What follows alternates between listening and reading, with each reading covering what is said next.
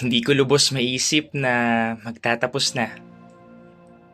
Tapos na. Parang kailan lang ay nagsisimula pa lang tayo sa pagkilala sa isa't isa.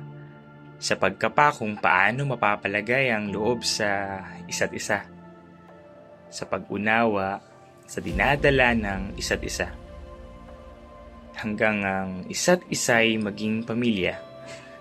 Pero sa huli, ang bawat isa ay lilisan. Dahil panandalian.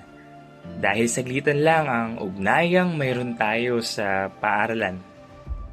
Pero napatunayan natin na kaya pala nating bumuo ng isang pamilya. Milya-milya man ang agwat natin sa isa't isa. Kaya pala, basta pinagsisikapang makisama at makasama bilang miyembro ng pamilya.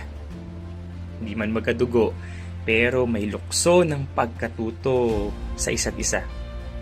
Dahil puso ang nagtuturo ng pagkakalapit. Kung paano kumapit ng mahigpit. Hanggang sa sumapit ang pagkakalayo.